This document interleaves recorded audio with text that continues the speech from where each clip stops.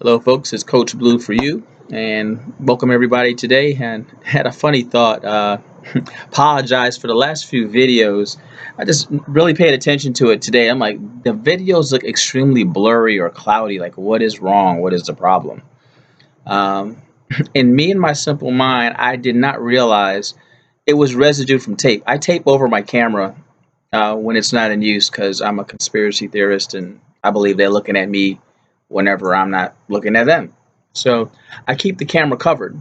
So the residue from the tape had built up over time over the lens and it was making it cloudy and impairing it. And the rocket science here just realized it and got it cleaned up. So this video should be a whole lot clearer for everybody. So again, I apologize for the technical difficulty. Really not a technical difficulty, for the human difficulty on not realizing that was the issue and getting it corrected. But today I wanted to touch base with you. I wanted to talk briefly about conflict resolution.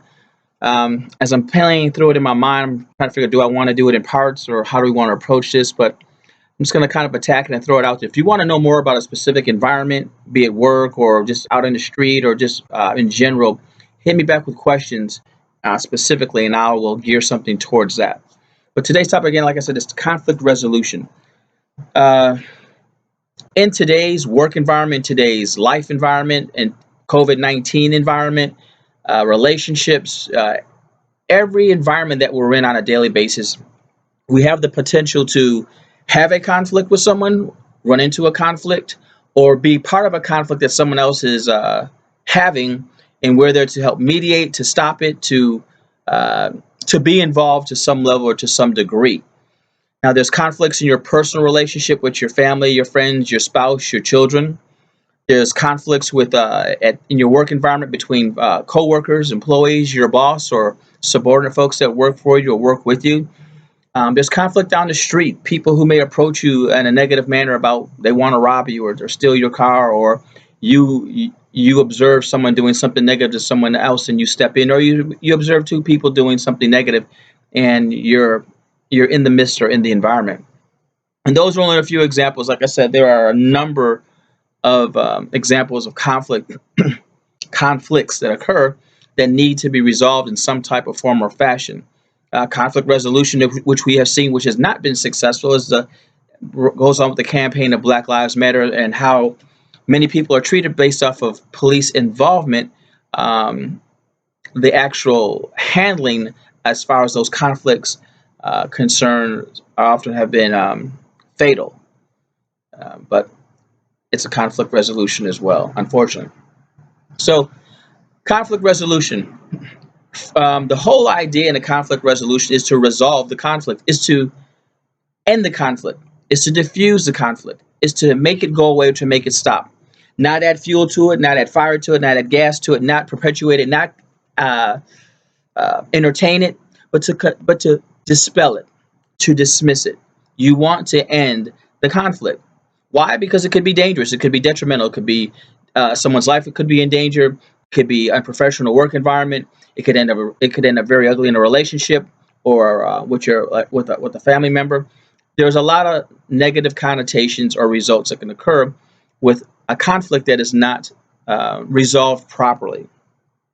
And I guess the evaluation of if it's resolved properly is uh, left up to the people that are involved based off of why they had a conflict and how it comes to an end. And all parties may be happy and all parties may not be happy. And just because you're not happy with the results doesn't mean it wasn't resolved. It just might not have been resolved in your favor or the way that you thought it may have need to been resolved.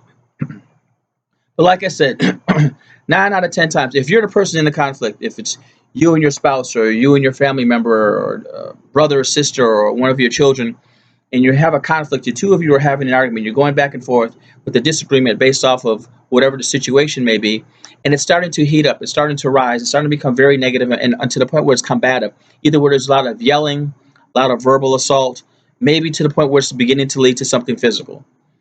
Well, if you're the one that's in that, then you have to play two roles. You have to play the role of the referee, the mediator, and the role of the other person that's wanting to fight or combat the other person that you have a disagreement with.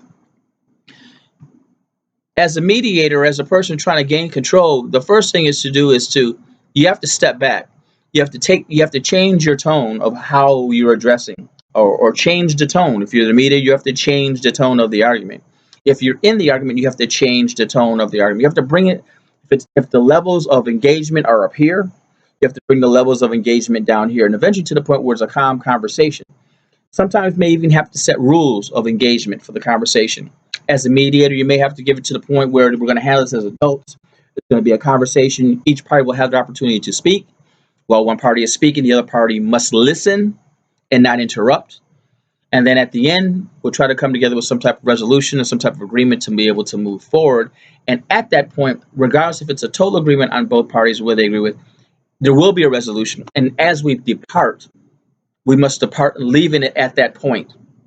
That is the agreed resolution. For the simple reason is, obviously, if the two of you or the two people could have agreed, they wouldn't be fighting in the first place. So obviously, they need some assistance. They need some assistance to come to an agreement, something that's positive, something that's productive to help them move on to the next level. So as a mediator, set some rules, set some guidelines of how you're going to handle the mediation and what you do, what you will tolerate, and what you will not. Um, like I said, it's very important in the mediation or in the conflict resolution, the two parties do not talk at the same time. They do not talk at each other. They need to talk to you. They need to explain their story to you. And as they're explaining, the other person needs to just listen, whether they agree or don't agree. They're going to disagree. That's why it's a conflict. So they just need to sit still and just chill for a minute as the other person has their opportunity. Then when it's their turn, they will have that same opportunity. Then as a mediator, you have to take the facts, you have to take some different perspectives, and then you try to come up with a solution if it's a work environment that's best for the professional environment. If it's you and one of your children, or you and one of your spouses, or someone you're in a relationship with, you have to pick something that's in the best realm, or the best for the best benefit of the relationship, not for your own personal benefit and not for their own personal benefit, but for the benefit of both of you progressing in the relationship. That should be your focus. If you're not at that level, you're not able to get to that point, then for simplicity, what you may need to do is just bring it down 16 levels and get to the point where it you take yourself out of the emotional part of the conversation and try to make it constructive as far as feedback. If the other person is not willing to do that, then just back out of the conversation. Just bow out. Bow out of the conversation to the point where you don't have a lot of conflict or a lot to say. They can't argue with themselves. You can't argue with yourself. You need two people to argue or more. So if you tone down and back down, it doesn't mean that you're weak. It doesn't mean that you're a punk. It doesn't mean that you're a rollover. It doesn't mean that you're being abused. It doesn't mean that you're less than. It just means that you've taken a different perspective and a different road, because the road that you were on wasn't productive. It wasn't going to give you anything of any positive gain in what you were trying to do. So just back down. Let them have it. They back down with you, and you can get to the point where you can have a conversation, you can talk about it, and that's cool. If you can't or they can't, then just back off and chill for a second, and just let it dissolve from that point. You let a fire burn long enough, it's going to burn out. The fire needs air or oxygen, and it needs pretty much that's what a fire needs, or some type of accelerator in addition to air, either something else that's flammable or whatnot. But just in its own basic element, all fire needs is air. So in an argument that's fire, you want to take away there. You definitely want to take away any other flammables or accelerants, but you want to diminish the air quality that's feeding the fire. So at some point that fire will die out and burn out, and that's what you want. So keep in mind, as you see that the conflict rising or growing, you want to be ahead of it, to be able to pull back, to be able to draw it down, or dispel it. If you're the person and you're the actual mediator, and you have to resolve it or bring the two people to an agreement, then you need to set some ground rules. You need to let each person know how you're going to handle it, how you're going to approach it, and how the outcome is going to be based off a decision that you're going to help them arrive to. In the street, it's a little bit different, but conflict resolution often varies based off the situation, based off the imminent danger of the situation, based off of the people that are involved with it. Like I said, that may be a different topic, but you'll have to evaluate in the street your level of engagement and the type of results you're looking for rather quickly, um, based off of what's occurring around you. And then in that scenario, like I said, yeah, let's do that one on a later date, because in that scenario, you may have not may you will have need to have gone through a number of different scenarios mentally to kind of prepare yourself and give you an idea of this happens. I'm walking down the street and someone approaches me at this angle or in this manner or this fashion. How do I handle it? What do I do? If this happens and I'm at my door and someone actually grabs me, what do I do?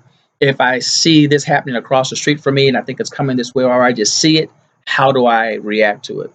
So we'll talk about those at another time, because they're just it's conflict resolution, but it's at a different degree, at a different level, based off of the threat, the threat that may or may not be involved. So hopefully those few tips have helped you with conflict resolution. Try them, practice them.